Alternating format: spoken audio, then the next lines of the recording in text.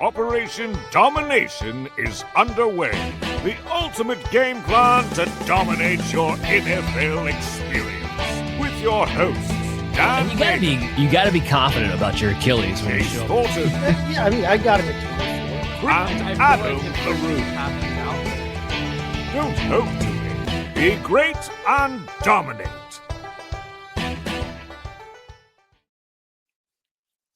Well, all right. Welcome back in to Operation Domination. Don't hope to win, be great, and dominate. As always, I'm your host, Dan Mater. Make sure you download Operation Domination on your favorite podcast app and check out our video content when you go to Fantasy Football Advice Network at ffadvicenet on YouTube. It is time for your conference championships best bets as we continue to line your pockets green through this 2025-2026 postseason. And to help me do that is none other than Chas Filardi of Sports Betting Weekly. What's up, Chas? All right, so my question is, I got to get out of my settings because I'm not seeing you. Not that I really see you because I'm looking here. The voiceover, the domination voiceover? Yes. Who is that? Some guy I found on Fiverr who could do the voice impressions pretty well. No, if you're an online person and you're looking at, trying to keep it in America, it's the labor cost is really high, and Fiverr isn't even $5 anymore. No, it should be called tenner. It should or 15er. To be honest with you. But the job got done, so I like it. No, it's great. That's one of the reasons that I caught it. Yeah, because we're with the Indiana footballs, part of the Google Ads process is you got to have videos made, which I'll get when I get back from Vegas. But no one likes to listen to their own voice, and my voice is my voice. I mean, I'm not taking voice lessons anytime soon. You know what I mean? So yeah, Fiverr works well. All right, so. The other thing is this. My wife says to me, you're going to Vegas with your son who's a Broncos fan, even though their quarterback is hurt, which was devastating. If you're any type of sports fan, that's just devastating. But if you're a Bronco fan, it's really hard. So I heard him talking this morning to his mother about the buzz that's out there of how well Sean Payton has done with the backups before, this, and that. And I'm laughing. I'm saying, that sounds like a desperate fan holding on to any hope they can get. Well, I'll tell you what. I will lead off the show with a hot take because I think a lot of people are going to adamantly disagree with me on this one and come after me on social media at DanMaterFF, by the way. Love it. Don't care.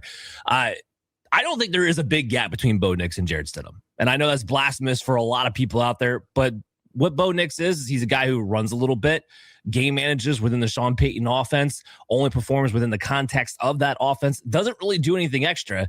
And that's exactly what you're going to probably get at Jarrett Stidham, maybe at a slightly less level. But I don't think there's a huge gap there. I don't think this is going to come down to because the backup quarterback was in there. I think it's going to come down to, can the Broncos defense be elite against who should be the MVP of the league in Drake May? That's what's going to come down to for me. Yeah, and here's the other aspect of it. It isn't that you're a backup and you're getting stuck in there, early in the second quarter. You got on the plane. Well, they were home.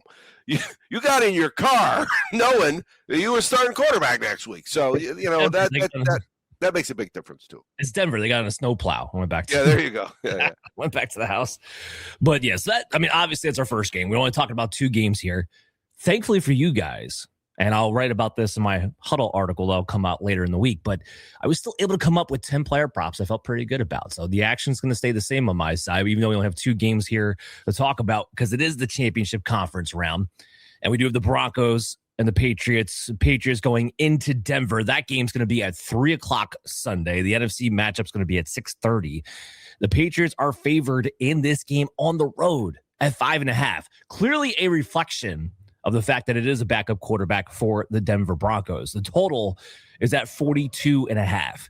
The Denver Broncos defense is legitimate, okay? And Drake May, for as great as he is and as fantastic as he's played, has not been in this position as of yet. Not to say that I think he's going to lay the egg or anything like else. He's not, but he did have a ton of turnovers against Houston. The problem was Houston wasn't able to capitalize because their own offense had their own set of issues. I do expect the Denver Broncos to keep this game close. I think 5.5 is too aggressive. And again, like I said, I don't think it's a huge downgrade, or at least not as much as people think, between Bo Nix and Jarrett Stidham. I do think the Denver Broncos cover at 5.5. What do you got, Chaz? All right, so let's see what we got. Again, it's so hard, right? For two reasons. It's hard for two reasons. One is, again, you can bet these teams all year, and now they're playing each other. So it's a tough one, because both New England and Denver, New England's come out of my mouth more. Denver mostly in the second half. The Rams in the second half as well. Seattle, I had them quite a bit too, but not as much, I don't think, as New England. So here's what it shows me. In the first quarter, New England isn't giving up any points. In the first half, New England isn't giving up any points. One of the things that I'm actually learning this year, I mean, think about it. You learn constantly in this business, right? Yeah, absolutely. That the trends have nothing to do with against the spread, because you could have a game that goes over, a team that has over 8 straight. San Francisco was a good example of that. Right? San Francisco was over. Seattle was under last week. And it went over. But Seattle got all the points. So it's a unique thing. But in the first half, so far, in their last 7 games, New England is 6-0-1 against the spread. They've allowed 10 or less in 9 of 10. Here's the thing. You made a comment about New England or Denver's defense, right? Do you know Denver this season, it took 15.2 yards to get a point, and they averaged giving up 18 points a game. And if you do the math, it's about 280 yards a game, right? Correct. Last week had their best yards against the point on defense, because at week 13 it was 15.7. So every 15.7 you get a point. Then for the season it ended at 15.2. 15.2 is less than 50, so you're getting more points the more yards you get. Last week it was the lowest yet. It was 15, which sounds great, right? Until you realize they gave up 449 yards. If you give up 449 yards, you can't tell me you got an elite defense. There's a problem there. Now, is Josh Allen the greatest? Well, you beat him, so he can't be the greatest thing ever, right? Well, they beat him. They beat him because they generated those turnovers in key situations. That's why they beat him. But the bottom line is 449 is 449. You should not see that in an elite defense. That's all I'm saying. So, does that impact me? Not at all, because, again, I'm going to follow your trends because I'm looking for who's going to score touchdowns in this game. And that's what you're always looking for. Always looking for. Like I said, I do have props, most of them in the NFC game, but I do have 3 for you in this AFC matchup. So let's go. Ramondre Stevenson receiving yards. I have over 20.5. I have him projected for about 28 heading into this game. He's been over the 20.5 receiving yard mark 6 of the last 7 games. Last week was the game he actually went under this mark, but he still had 4 targets and 4 receptions. It just went for 14 yards. That's an aberration. Typically speaking, when a running back gets 4 receptions in a game, he's going to go over 20.5 yards. I expect him to continue that trend this week. Okay, so Courtland Sutton, his involvement has varied distinctively over the last few weeks. I have him under 4.5 receptions heading into this game, having projected for 3 to 4. So I'm using that hook here to come into my benefit. He's been under that mark the last 3 games in a row. Little bit concerning just because Jarrett Stidham's in there. Backup quarterback may lock on to his number 1 target, but I do expect Sean Payton to make this a run-first offense and spread the ball around like he typically does, which means Courtland Sutton doesn't get overfed. And the Patriots defense is pretty good with Christian Gonzalez. It's a bad matchup, so give me the under at 4.5. Stephon Diggs hit this bet last week, trying to hit it again this week. I have him under 4.5 receptions. He had 4 last week, so again, playing that hook to my advantage. I am projected again from 3 to 4 this particular week. He's been under 4.5 receptions 6 of the last 8.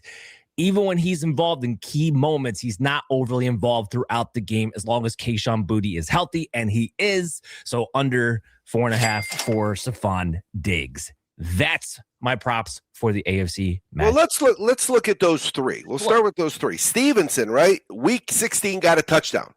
Yep. Week 17, guess what? Back-to-back touchdowns. Week 18, he topped that. He went back-to-back-to-back. 3 touchdowns in Week 18. Wild card game, New England had 1 touchdown. And in the division game, they had a defensive touchdown. Douglas scored, and Boutte scored. Now, so my sheet, and I'll hold it up for you. You can't really see it, but it starts with season ending. Who's got the most rushing touchdowns? Henderson has 9. Stevenson has 7.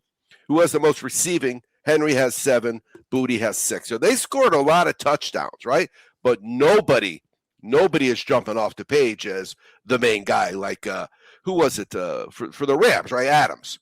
Right when they're in the red zone. Right, yeah. Right. So, so this is the game where you're going to be able to get a decent option on touchdowns. Now the question is, Dan, how many touchdowns are they going to score? Right? Because these 2 defenses are good. They are. I mean, I was making fun of them because 449 is 449. But again, the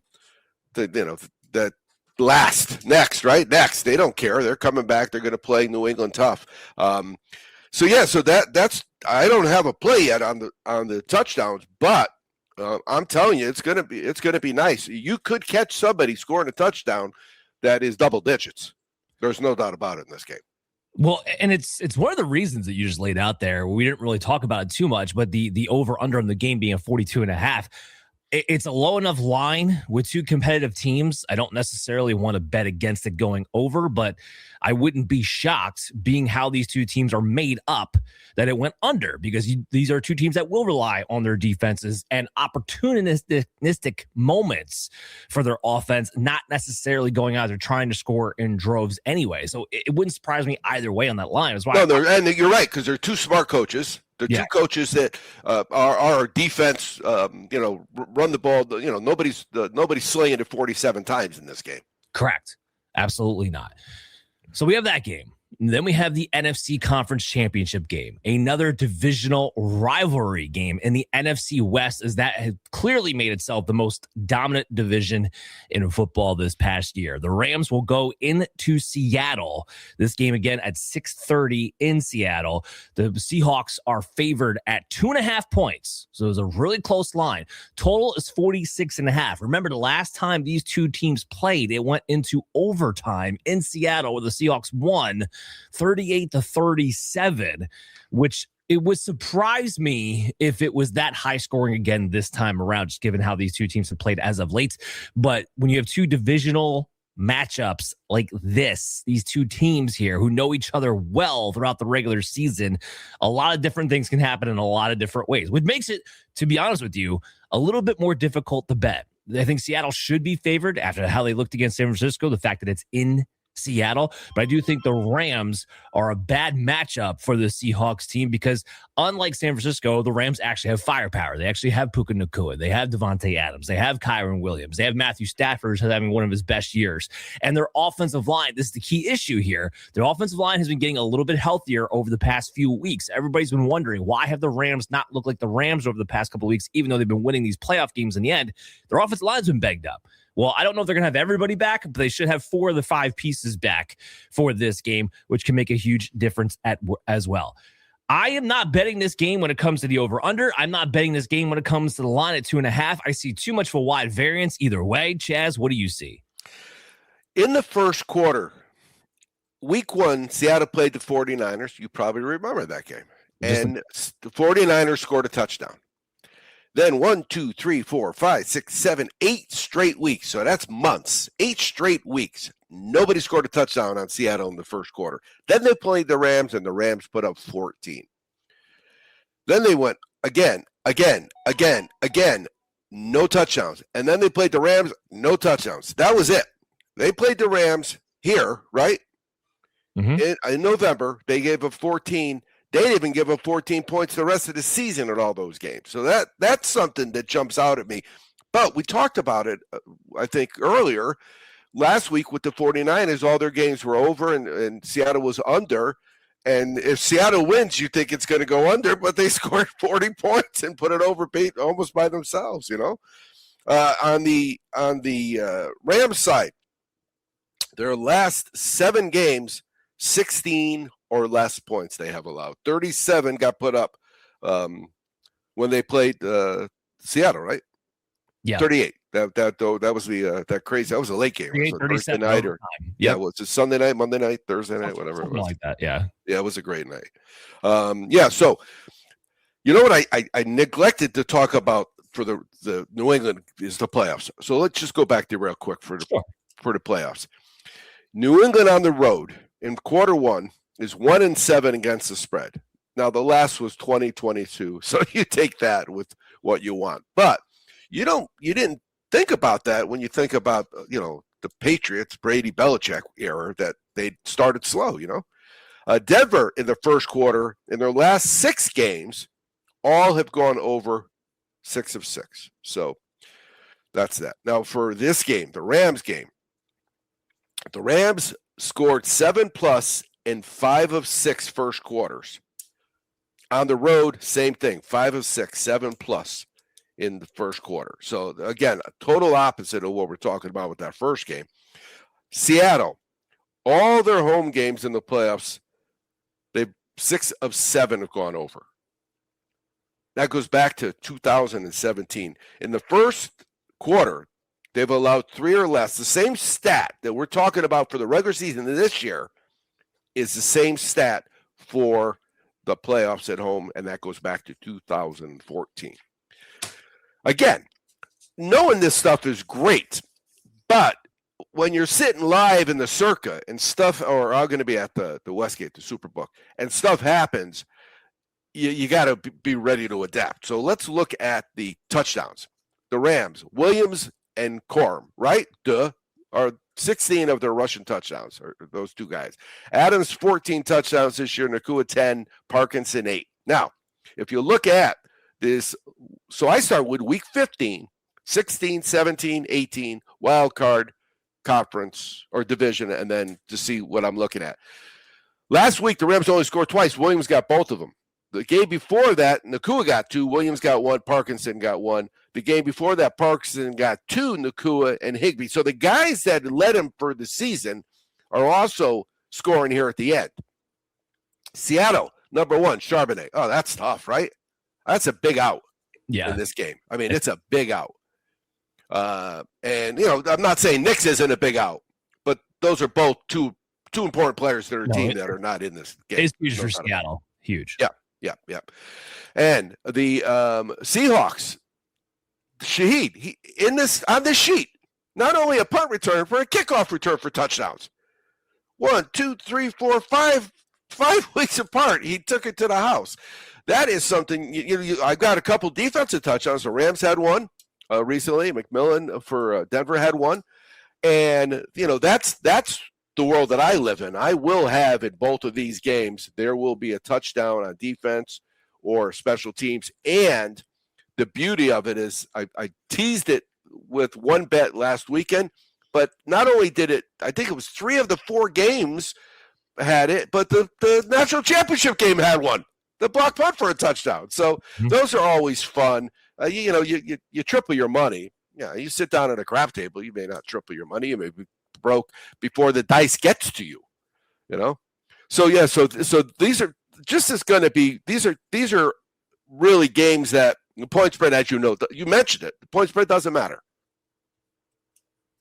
Doesn't matter at all. It doesn't matter. It's just, if you got a better feel for it, go for it. Otherwise, forget it. Bet those quarters like Chas is talking about.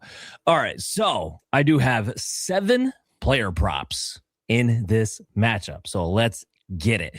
Matthew Stafford, I have him over the passing yards to 254.5. I know that sounds aggressive against the Seattle defense right now, but Matthew Stafford has been over the last 7 games, including a 457-yard performance versus Seattle in that overtime matchup. It can be done, and I like Stafford to do it. And by the way, that game was in Seattle. So I guess last week they gave up 266. Winner, chicken dinner. Exactly. So I want Stafford over 254.5 passing yards. Okay, next I got Kenneth Walker. We talked about Zach Charbonnet being out. That means more work for Kenneth Walker. His rushing yards prop is sitting at 85.5. Even with Kenneth Walker involved, he's been over that 3 of the last 4. And now I'm looking at the real possibility that he gets 20 plus carries in this game against a Rams defense that you can run on. So give me Kenneth Walker over 85.5 rushing yards. Then you got Colby Parkinson. His receiving yards prop is very, very low. Again, this is a reflection of the fact you're playing the Seattle defense, but you can attack them over the middle. We saw Jake Ton just do it. Even though he had the fumble, he still led the team in receiving yards. Parkinson's receiving yards prop is still at 22.5. He's been over that 8 of the last 9 games. I have him projected in the mid-30s, so one of my bigger edges of the week. So give me Colby Parkinson over 22.5 receiving yards. JSN receptions over 6.5. He's been over that 4 of the last 6. I know the 2 games that he's been under were the last 2 games, but think about this. The last 2 games he's played against San Francisco. Maybe San Francisco has just had an answer for JSN as part of their game plan, because every other team he's played before that, those last 4, including the Rams, he went over 6.5 receptions. I expect him to be involved in this game again too. Kyren Williams, we talked about him, but I'm on his receiving yards prop here, 12.5. People seem to forget that Kyren Williams is as involved in the passing game as he is because he's splitting this time with Blake Corum. But the fact is that Kyren Williams, when it comes to 2-minute drill, or when the Rams are in their 2-minute offense in general, Kyren Williams is the guy back there for the receiving yards prop because he has the better experience and the better pass protector. He's been over 12.5 receiving yards the last 5 games. So give me Kyren Williams over 12.5 receiving yards. Then we talk about Rashid Shaheed. He's a great returner, but he hasn't really been on the field or involved as a wide receiver all that much. I am taking the under 2.5 receptions mark. He's been under that the last 4, and in those last 4 games, he has not had more than 1 reception. That is not his role within this offense. Give me the under 2.5 for Rashid Shaheed receptions. And last but certainly not least, this might shock some people, but Devontae Adams receptions, I'm going under on the 4.5 mark. I have him between 3 and 4 projected. He's been under 4.5, 4 of the last 5. His role, especially since he's been injured, has been more restricted to red zone, or he has the comeback volume. That's the only time he's gone over this mark, when he had 13 targets and 5 receptions against the Carolina Panthers. Otherwise, he's been under 4.5 receptions. He's not as involved as Puka Nacua between the 20s. So give me the under on that as well. So the ones that you said over, their names are splattered on the touchdown sheet, except for him. Yeah, he hasn't scored since week 15. I don't know when was the last. That's a guy that leads your team in touchdown receptions, has not scored since at least week 14. Because to be fair, he's only played 2 games. Right. But you can't be in the rhythm with everybody if Correct. You're not on the field. Correct. And this is not a Seattle secondary where I think he's going to overly be, involved or have to get a boost at least in the matchup, to put it that way. So I think that's one that's people are going to look at me and go like, but I mean that the data supports it right now. There was one name we haven't mentioned. I didn't mention it, and you didn't mention it. Cooper Kupp. Yeah. Okay. He burned me last week. Right, he burned you last week. Yep. And I saw with my own eyes because it cost me money. but I think he's gonna. I think he's not on any sheet, right? No. I think he's going to make a play or two. I really do. He might. He might. And what was funny is like he burned me last week because he got 46 yards or whatever it was like that. But it all came in the first half. He did nothing in the second half. So he went back to. But no, they went to him early. Yeah, they just went to him early. early. It was like, and one of them was one of the passes was over the total by itself. I think, if I remember correctly, Close to it. Yeah, he had a big one. Yeah, it was close to it. It was very weird being that we hadn't seen it in such a long time. But yeah, he's not on any of my sheets for this week. Well, that does it. So just for funsies, not for a bet here, for funsies, Chaz, if you had to pick who's going to be their Super Bowl matchup in 2 weeks, who would it be? I don't see anybody beating Seattle. Okay. That's fair. I mean, I've watched them now. The guy's 28-2 or 4, right? I mean, give him and think about what you got to do to have the only other player in history do it be Tom Brady. I mean, if you're a quarterback and you do something that only Tom Brady did, that can inflate your ego a little for sure. I don't think it's a problem with this guy because remember, it was darkest before the dawn for this guy. Remember? Yeah. You get drafted by the Jets. You're in New York. You're thinking life is good. And then reality kicks in that, it's the greatest city in the world, but it's also the worst franchise in the world. And I'm talking like soccer franchises that are run better than the Jets are. There's a lot of franchises run better than the Jets are.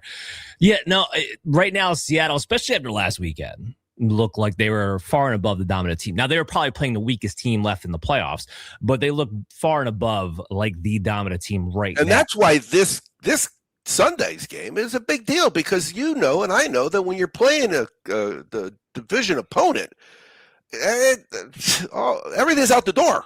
Yeah. It's why it makes it more difficult to bet. Unless you're betting, my favorite one to bet in divisional games typically is the underdog, especially when the underdog is like 7 points or more in the spread line. That's when I bet that because the divisional games are so wonky. In a game like this, again, 2.5 line, it's not quite a pick 'em, but we're basically knocking on the door of a pick 'em here. It's not even. I mean, there were 8 games. There were 8 teams playing last week. 3 of them came from your team's division. 3 of the 8. Yep. 3 out of 8 is a big percentage, man. Especially, yeah. It makes you feel good that you are part of an elite competition and also makes you kind of query if you're a 49ers fan like me, at least, that you have a long way to go to kind of make sure you stay at the top of the heap or competing at the top of the heap. Because and if of all these stadiums, right, you could talk about all the stadiums, 32 stadiums, maybe 5 of them have a real home field advantage, right? Agreed. Seattle is right up there, and Mile High is right up there. Mile High, because the bottom line is, as soon as you won, you got to go to Denver. You can't go home. You got to go home, pick up a bag, and go to Denver. You got to get acclimated to that stuff. And Seattle, you can't hear. And I think it was Brady when he was talking about it, how it's you can't hear. You can't hear. You're in the huddle. You can't hear. Those are home field advantages, and that's worth 3 points there for sure.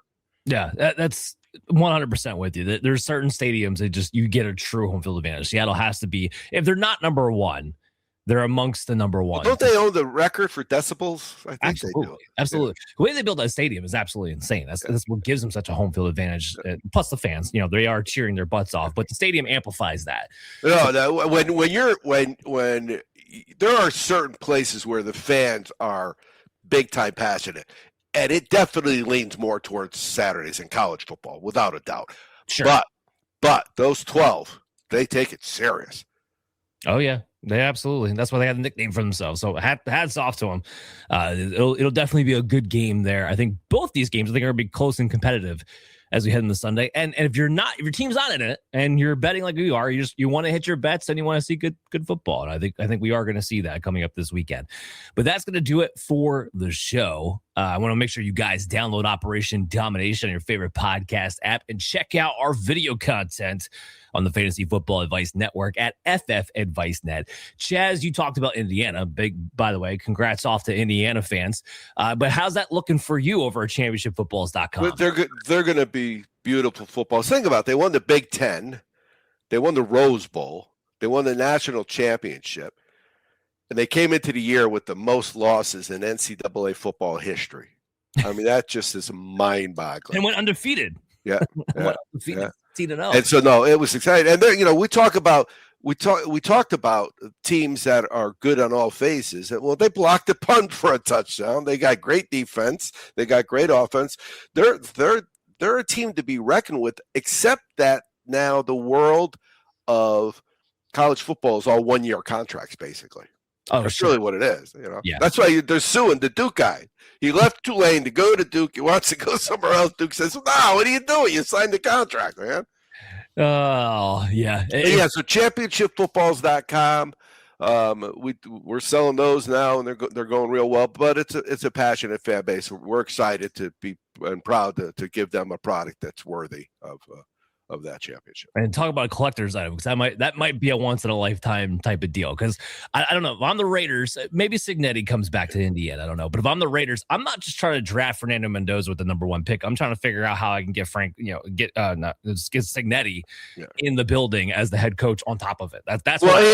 Here's my thought, and again, because my son's a Denver fan and my wife is a Baltimore fan. They used to be a Charger fan. The Raiders are a part of my life, whether I want it to be or not. However, that being said, having Tom Brady in the conversation changes it. There's not another player, I don't think, that is respected for what it takes to be great. Think about it. If you're going to divorce her, you're really into your career, man. I'm saying. I'm just saying, It's a good way to put it. You're not wrong at all. Oh, man. So, yeah, it'll be interesting to see what happens in the offseason. By the way, we'll be covering offseason stuff on Operation Domination every single week. But until then, hopefully we line your pockets green. And Chas, as you always like to say. Yeah, this weekend especially, always be cashing. Have a good one. We'll see you guys next week.